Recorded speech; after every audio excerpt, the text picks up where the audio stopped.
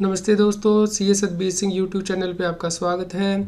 दोस्तों, जीएसटी में बहुत इंपॉर्टेंट अपडेट आया है। सुप्रीम कोर्ट के द्वारा इंपॉर्टेंट डिसीजन दिया गया है कि यदि सेलर जीएसटी पे नहीं करता है तो डायरेक्ट रिकवरी बायर से यानी कि सिपियन से नहीं की जा सकती है। उसे इनपुट टैक्स क्रेडिट रिवर्स करने के लिए नहीं कहा जा सकता।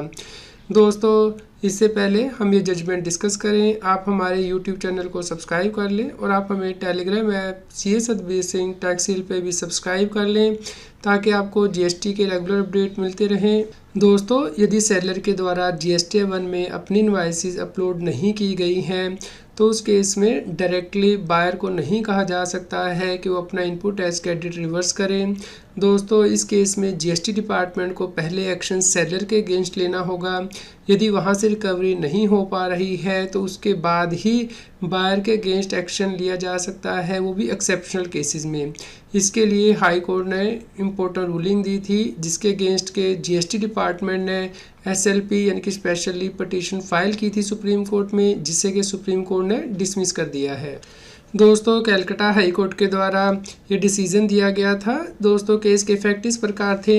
इस केस में सप्लायर के द्वारा गुड्स और सर्विस सप्लाई की गई रिसिपिएंट को, लेकिन सप्लायर के द्वारा जीएसटी 1 फाइल नहीं की गई, जिसके बाद के जीएसटी 2 में इनपुट टैक्स क्रेडिट नहीं आया रिसिपिएंट के, जिसके बाद के जीएसटी डिपार्टमेंट ने रिकवरी का नोटिस जो है बायर को यानी कि रिसिपिएंट को भेजा बिना इंक्वायरी कंडक्ट किए हुए सप्लायर से। दोस्तों, इस केस में बायर का ये कहना था कि पहले जो रिकवरी है वो सेलर से की जाएगी, उसके बाद ही बायर से रिकवरी की जा सकती है। लेकिन यहाँ पे सीधा ही नोटिस बायर को दे दिया गया कि वो अपना इनपुट टैक्स क्रेडिट रिवर्स करे, जिस केस में के कलकत्ता हाई कोर्ट के द्वारा डिसीजन दिया गया था।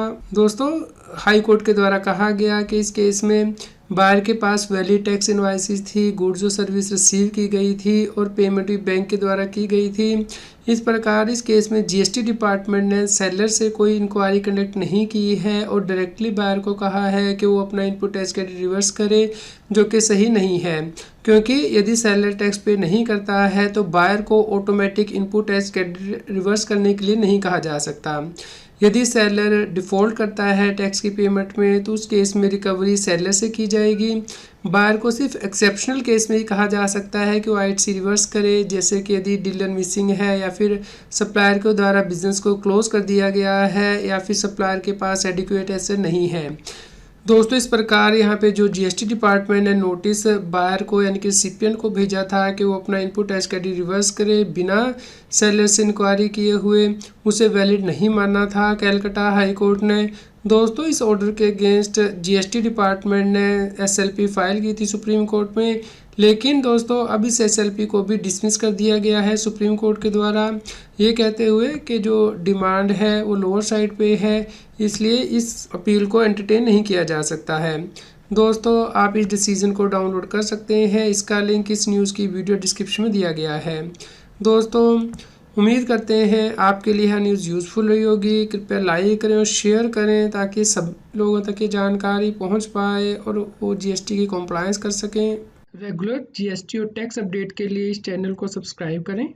आप हमें Telegram app CA Satbir Singh tax seal पर ज्वाइन कर सकते हैं ताकि आप जीएसटी और इनकम टैक्स के रेगुलर अपडेट अपने मोबाइल पर ही प्राप्त कर सकें।